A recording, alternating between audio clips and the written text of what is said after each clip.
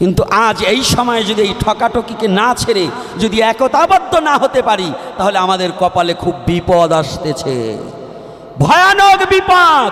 এই বিপদকে মোকাবেলা করতে হলে আমরা সব কিছু ভুলে গিয়ে এক সনাতনী হয়ে আমরা দাঁড়াতে হবে। যেন কৃষ্ণ বলে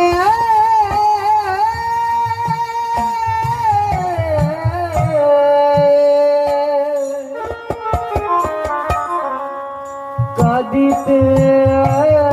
আমাদের যে বেদিটা আছে, এই বেদিটা কি কি হয়েছে বাবা? এই বেদিটা কি জানেন তো? সনাতন ধর্মের অবক্ষয়ের মূলে কি? দুটো জিনিস, একটা হচ্ছে হিংসা, আর একটা হচ্ছে হিংসা, আর একটা কি কুসংস্কার। কি হিংসার কথা বলতে হবে, কিন্তু আমি যখন বলবো তখন জিজ্ঞাসা করলে দু চারটে বলতে হবে, আর এমনি পুটুর পাটুর বন্ধ করুন। আজকে সারা রাত যাবে, কোনো ভয় নাই। আর যারা এই ধর্মসভা কেবল শুরু হয়েছে, যদি এর আগে কারো যাবার ইচ্ছা হয় 5 মিনিটের মধ্যে চলে যান, কিন্তু আলোচনা শুরু হয়ে গেলে পরে যখন একটা আনন্দ হবে তখন যদি উঠা দেন, তাহলে 2000 করে টাকা রেখে দেবেন ধরে ধরে। পারবেন তো? কারণ আনন্দকে নষ্ট করে দিয়ে যেতে দেব না।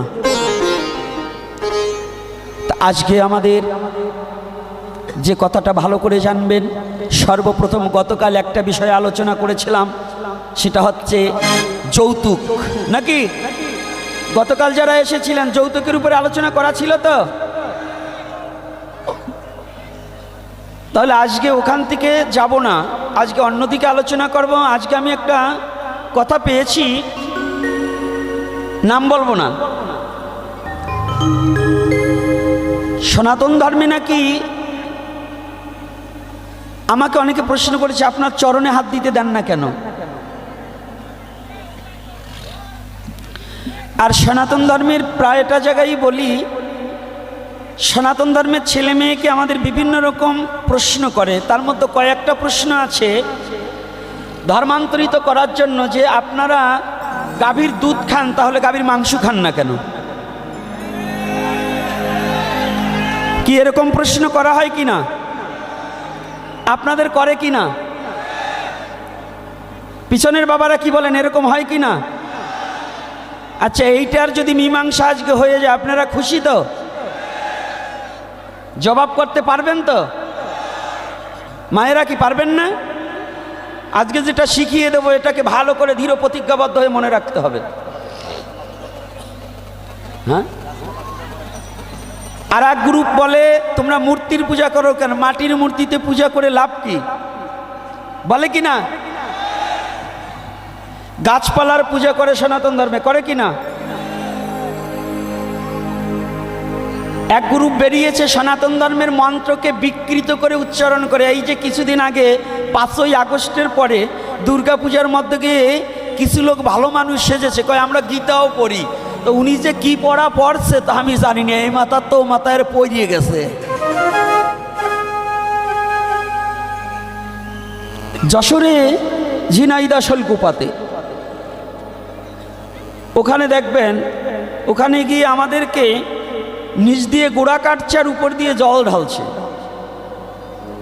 এরা বলছে আমরা আপনাদের সাথে আছি, আবার আর এক দিক দিয়ে আর এক গ্রুপকে হিলিয়ে দিয়েছে, ওগুলোকে কিলিয়ে দেশ ছাড়া কর। কি এরকম চলছে কি না? তা আমাদের কোমলমতি ছেলেমেয়েরা আমার কাছে 10টা জায়গা থেকে অন্তত ফোন এসেছে। গত পরশুদিন একটা ফোন এসেছে, ঢাকাতে তার 7 বছরের মেয়েটাকে পড়তে দিয়েছে, সেখানে সেই মেয়েটাকে আরবি পড়ানো হচ্ছে, নিজের ধর্মকে পড়ানো হচ্ছে না।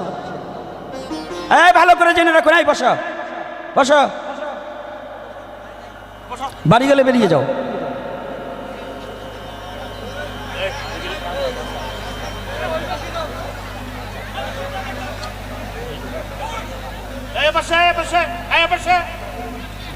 ব্যস্ত করে দুটো কাকে বের করে দেওয়া হোক।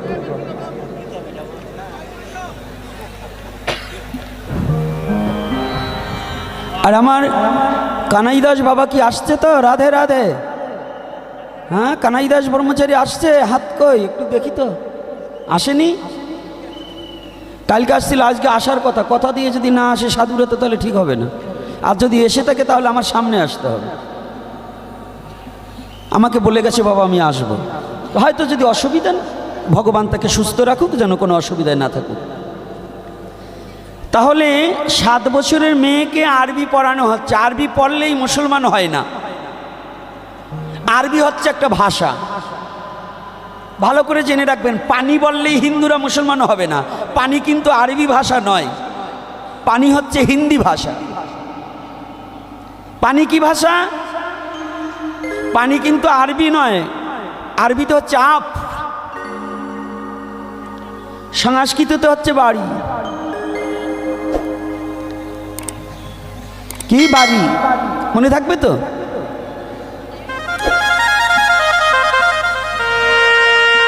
তাহলে ওখানে কি করা হয়েছে? 7 বছর মেয়েকে আরবি পড়িয়ে যাতে তার ব্রেনে এমন জায়গায় ইমোশনে হিট করবে যাতে সে যখনই 13 বছর বয়স হবে যাতে সে ধর্মান্তরিত হয়ে যায়। আমাদের যুবক ছেলেদেরও ঠিক একই অবস্থা।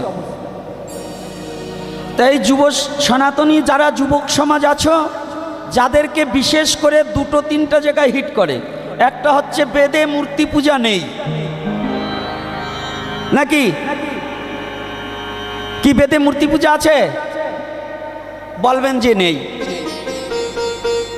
আচ্ছা, বেদে তো প্যান্ট পরার কথাও নাই, আপনারা প্যান্ট পরছেন কেন? বেদ যখন এসেছিল তখন তো এই সেন্ট লাগানো, সামনে সেন্ট লাগাতে হবে, প্যান্ট পরতে হবে, এগুলো তো ছিল না। ছিল? এই ছিল? তাহলে এখন তো তাহলে প্যান্ট পরা যাবে না। বেদ যখন পৃথিবীতে এসেছিল তখন তো চানাচুর সিঙ্গারা পুরি ছিল না। এই ছিল? যারা বলে যে বেদে মূর্তি পূজা ছিল না, তাদের কোরআনে যদি প্রশ্ন করা হয়, কোরআনে কি আপনারা যারা এখন যে খাবার খাচ্ছেন এই সব খাবারের কথা কি কোরআনে আছে? নেই। কিছু খাবার, এমন খাবার আছে, এই ইরিধানের কথা তো কোরআনে থাকার কথা না, আমাদের গীতায় থাকার কথা না, বেদে থাকার কথা না। ইরিধান কত বছর ধরে আসছে, কথাটা খেয়াল রাখবেন। তাহলে বেদে আমাদের সব কিছু থাকতে হবে এমন কোনো কথা নয়। আবার আছে, ইশারা দেওয়া আছে, সেটাকে বুঝে নিতে হবে। তাহলে মূর্তি পূজা, আজকের আসরটা কিন্তু আমি ভালো পাচ্ছি না, এই বাম সাইডটা খুব বিরক্ত করছে। এই যে আমার কানাই দাস বাবা এসে গেছে, চিন্তা নেই, বসুন। তাহলে আজকের এক একটা করে জবাবটা একটু ভালো করে বুঝে নিতে হবে। আমাদের মহাজনে গতস্য পন্থা, আর এই সামনে দিয়ে একটা গেলেও যাবার দেবে না, ওই দূর দিয়ে ঘুরিয়ে পাঠাতে হবে, সামনে দিয়ে যেন একটা লড়াচড়া না দেয়। তাহলে মূর্তি পূজা, দুগ্ধ খাচ্ছি অথচ আমরা তার মাংস খাচ্ছি না কেন? এই তো প্রশ্ন বেশি, নাকি? সনাতনী যুবক সমাজ ভালো করে কথাগুলো একটু লক্ষ্য করবে। আর যারা সায়েন্স নিয়ে লেখাপড়া করেছ, আমাদের আপনাদেরকে ঠকাবার জন্য বলে ঈশ্বর হচ্ছে নিরাকার আর ভগবান। আজকে অনেক পাঠকগণ আছে, আমি এখানে জানি অনেক গুরু গোসাই আছে, এইখানে অনেক অধিকারী বাবা আছে, অনেক চক্রবর্তী বাবা আছে, অনেক বৈষ্ণব বাবাজিরা আছে, অনেক ব্রহ্মচারী আছে, গাইরস্থ বানপ্রস্থ সব ধরনের লোকই আছে, আছে না? আচ্ছা, যারা বিজ্ঞান নিয়ে লেখাপড়া করেছেন, আপনাদের কাছে আমার জানবার অভিপ্রায়, ঈশ্বর নিরাকার কথাটা সত্য, ঈশ্বর নিরাকার কথাটা সত্য। আচ্ছা, আপনাদের একটা জিনিস একেবারে দর্শন দিয়ে বুঝাতে চাই।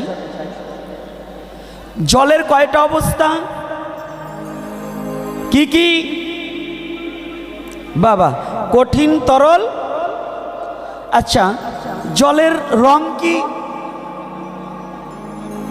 হ্যাঁ, যখন যে পাত্রে যাবে সেই পাত্রের রং ধারণ করবে। জলের আলাদা কোনো নিজস্ব রূপ। আচ্ছা, তাহলে এই জলটার কয় অবস্থা? যখন নদীতে ছিল তখন কি ছিল? তরল ছিল। এই জল যখন সূর্যের কিরণে বাষ্প হয়ে যখন বায়ুর দ্বারা উঠে যায় তখন তাকে বায়ুবীয় বলা হয়। তরল পদার্থ এইবার বায়ুবীয় হয়ে গেছে, হয়েছে কিনা?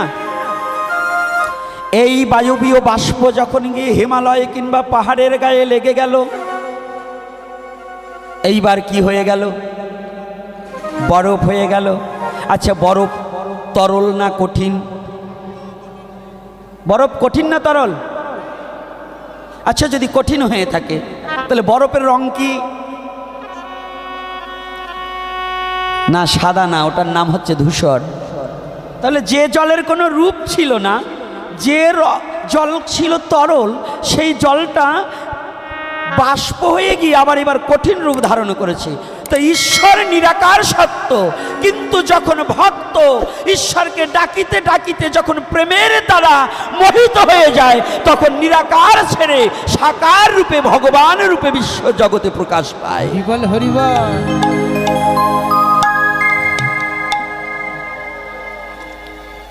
ঈশ্বর নিরাকার, এটা সত্য, কিন্তু মূর্খের দল জানে না যে আমার ঈশ্বর সর্বশক্তিমান। সে কখনো সাকার কখনো নিরাকার। ঈশ্বর কি সর্বশক্তিমান কিনা? ঈশ্বর সর্বশক্তিমান। সর্বশক্তিমান মানে কি? তিনি মূর্তিও হতে পারে, তিনি অগ্নির মধ্যে থাকতে পারে, তিনি বায়ুর মধ্যে থাকতে পারে, তিনি বৃক্ষর মধ্যে থাকতে পারে, তিনি জলের মধ্যে থাকতে পারে, পারে কি না? তিনি বাঁশের মধ্যে থাকতে পারে, তিনি মাছের মধ্যে থাকতে পারে, তিনি সমস্ত জীবের অন্তরের মধ্যেও তিনি থাকিতে পারে।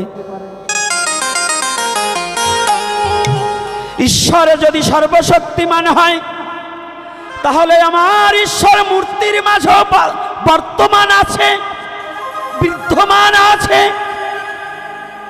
আছে কিনা? এজন্যই সনাতন ধর্ম শ্রেষ্ঠ ধর্ম। শুধু একভাবে ঈশ্বর থাকে না, তিনি সর্বশক্তিমান। যদি কেউ বলে যে ঈশ্বর সর্বশক্তিমান নয় কিংবা সর্বশক্তিমান, তাহলে মূর্তির মধ্যে থাকতে পারে না, তাহলে বুঝবে ও বেঈমান, ঈশ্বরের শক্তি সম্বন্ধেও কিছু জানে। কি কথাটা কি বোঝানো যাচ্ছে কি না? বোঝা যাচ্ছে তো? তাহলে ঈশ্বর কখনো, আজকে একজন বাবা এসেছিলেন আমার সাথে দুপুরে দেখা করার। আমাদের ঈশ্বর কোথায় আছে জানেন? অক্ষরের মধ্যেও ঈশ্বর আছে। এটা কোথায় বলেছে? শ্রীমদ্ ভগবদ গীতায় অক্ষর ব্রহ্মযোগ আছে নাকি বাবা? কানাই বাবা, অক্ষর ব্রহ্মযোগ আছে তো? তাহলে অক্ষরের মাঝেও ব্রহ্ম। পৃথিবীর মধ্যে সর্বপ্রথম শিক্ষিত জাতি হচ্ছে সনাতনী জাতি। পৃথিবীর শ্রেষ্ঠ বার চিঠি, সর্বপ্রথম বার চিঠি ভারতবর্ষে।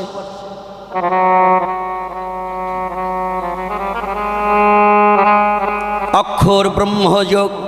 অক্ষরের মাঝেও ব্রহ্ম সত্তা লুকায়িত আছে। বুঝি না তাই খুঁজি না, খুঁজি না তাই বুঝি না, বুঝলে কিছু খুঁজতাম আর খুঁজলেই কিছু বুঝতাম। এই সনাতনী জাতি পরের কথায় কান দিয়ে নিজের ঘরে আগুন লাগিয়ে দিচ্ছে। পরের কথায় কান দিয়ে নিজের ধর্মকে কখনো ছোট করে দেখা যাবে না। যাবে? মনে থাকবে তো?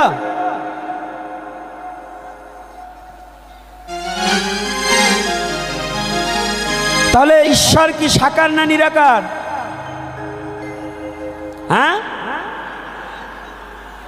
কখনো সাকার, কখনো।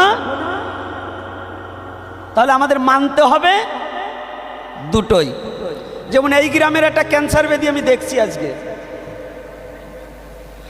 আগে এই গ্রাম সোজা করি, তারপরে দেখবানি আপনাদের পাড়ায় যাবানি। আমাকে দুপুরে আমার বাবারা ঘুরতে নিয়ে গেছে, তো এই পাশেই একটা মন্দির আছে, দুটো মন্দির, এক পাশে সৎসঙ্গ আর এক পাশে কৃষ্ণ। আপনাদের কাছে এই গ্রামের যারা পণ্ডিতবর্গ আছেন, যারা বিদগ্ধজন আছেন, দেখলাম মাঝখানে একটা পার্টিশন দেওয়া রয়েছে, অর্থাৎ ওদের অনুষ্ঠানের ভিতরে এই পাশে কেউ আসবে না, আর এদের অনুষ্ঠানে ওই পাশে কেউ যাবে না। তো এই যে আপনারা যে হিন্দু জাতি কত বড় বব্বর, আর কত বড় বোকা, কত বড় নির্বোধ,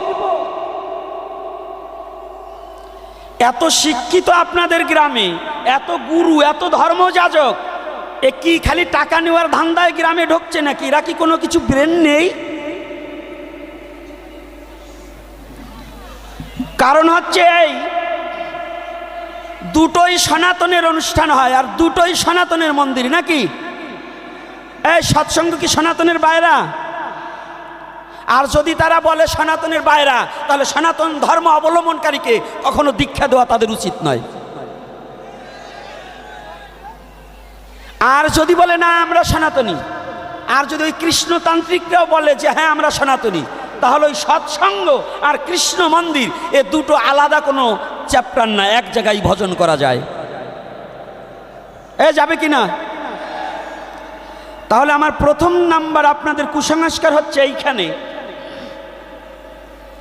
মন্দিরটার মাঝখানে পার্টিশন দিয়েছেন, জায়গায় কেউ পারেন না, এজন্য স্কুল মাঠে যেতে হয়। তা আপনাদের আমি যখন মন্দিরে প্রণাম করতে গেলাম, আপনারা যে পার্টিশন দিয়েছেন, ওই রাধা গোবিন্দ মন্দিরের মধ্যে অনুকূল ঠাকুরের ছবি কেন? যদি মন্দিরের মাঝে যদি পার্টিশন দিয়ে এপাশে ওপাশে যদি আপনারা দলাদলি করতে পারেন, তাহলে কৃষ্ণ মন্দিরে অনুকূল রইল, শিব থাকলো, ওনারা কি মারামারি করে? কি মারামারি করেছে নাকি? তাহলে যারা এই যে এই কার্যগুলো ঘটিয়েছেন, এরা কি জ্ঞানী না বোকা? এই বোকা না জ্ঞানী? তাহলে সনাতনী মরছে কিসের কারণে? সনাতনী মরছে এই বোকামির কারণে। ওরা জানে না যে দুটোই আমাদের একই ধর্ম, নাম তার সনাতন।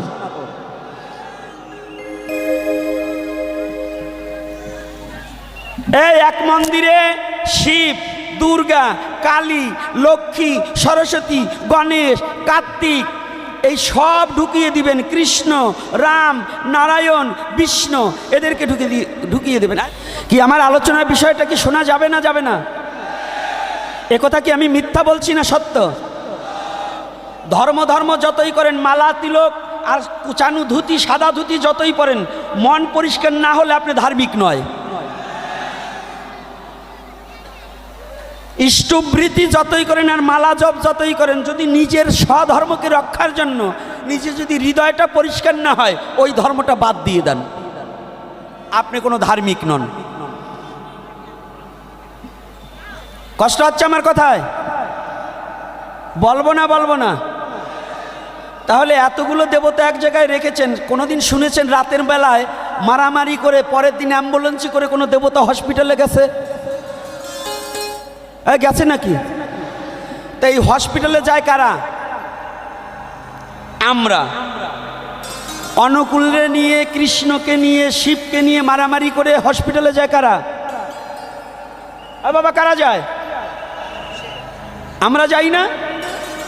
আচ্ছা, তাহলে দেবতারা তো সেই জায়গায় দাঁড়িয়ে থেকে, তাহলে আমরা মারামারি করলাম কেন? যদি এই গ্রামের মানুষ সত্যিকার শিক্ষিত আর যদি সত্যিকার জ্ঞানী হয়, আগামী দিন ওই প্রাচীর ভেঙে দুই মন্দির এক করে দেবে, দুইখানা দুর্গাপূজা নয়।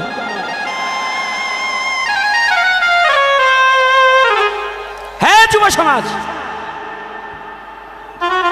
এই গ্রামে একটা দুর্গাপূজা করলেই হবে। দুর্গা তো একাই মা, তিনখানা চারখানা দুর্গাপূজার প্রয়োজন কি দলাদলি করে?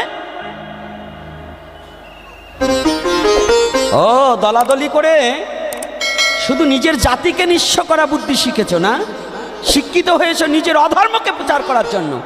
বন্ধ করুন, এই নোংরা ধর্ম আপনার করতে হবে না। আপনি কেমন শিক্ষিত যদি আপনি নোংরার পিছনে ছুটে যদি আপনি জ্ঞানী হয়ে থাকেন, তাহলে নিজের ধর্মটাকে, পবিত্র ধর্মটাকে কেন হিংসার পথে ঠেলে দিচ্ছেন? তাহলে আপনি শিক্ষিত নন, আপনি মূর্খের চেয়ে অধম।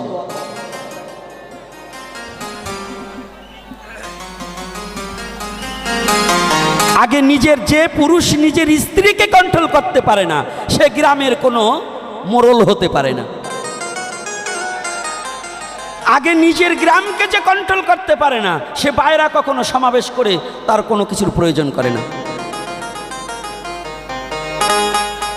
কষ্ট হচ্ছে নাকি? তাহলে কি আজকে আমাকে ঘুরতে নিয়ে গেছে আদর করে, ওনরাও বোঝেনি যে এই হারামজাদা নিলে আমাদের কপালে এই ঘটবে। আগে জানলে নিত না। কি রাগ করছেন নাকি বাবারে? তাহলে আমরা এই ধর্মসভা কেন?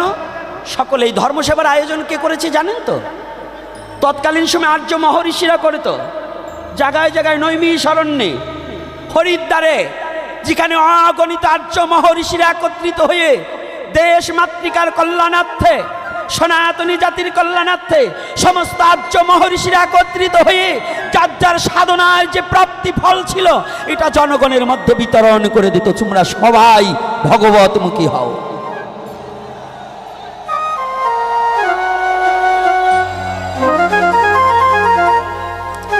আজ সেই সনাতনী ধর্মসভা কিন্তু আমাদের একটু ব্যতিক্রম হয়ে গেছে। তৎকালীন সাধুরা, তৎকালীন আর্য মহর্ষিরা পরহিত রতয়িতা, পরের হিতের জন্য কর্ম করত। আর এখন বর্তমান গুরু গোসাই সাধু বৈষ্ণব এরা নিজের স্বার্থ কায়েমের জন্য আপনাদেরকে ব্যবহার করছে।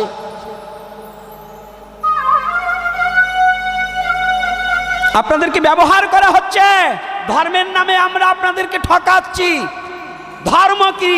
যাহা ধারণ করিলে পরে প্রকৃত পক্ষে জীব বাঁচিয়ে থাকিতে পারে, তাহাই ধর্ম। ঠাকুর অনুকূল চন্দ্র বললেন, অন্যে বাঁচায় নিজে বাঁচে, ধর্ম বলে জানিস তাকে। কি বলেছে? অন্যে বাঁচায় নিজে বাঁচে, ধর্ম বলে। এটা ঠাকুর অনুকূল চন্দ্রের বাণী। তিনিও ক্ষণজন্ম মহাপুরুষ। আমার শ্রীকৃষ্ণ চৈতন্য মহাপ্রভুর আদর্শটাও এখন বৈষ্ণব সমাজে অনেক বিলুপ্ত হয়ে গেছে।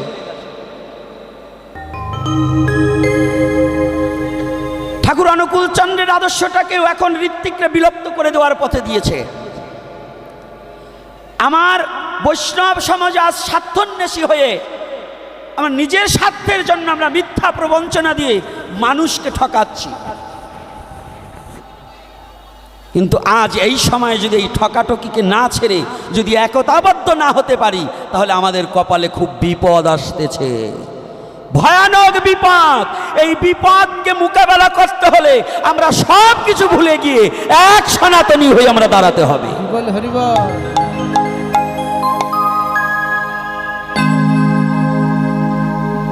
আমরা কি জয়নিতাই? আমরা কি মনে থাকবে তো? প্রশ্ন কিন্তু রয়ে গেছে, উত্তর একটু পরে হবে। প্রশ্নের উত্তর না দিয়ে যাব না।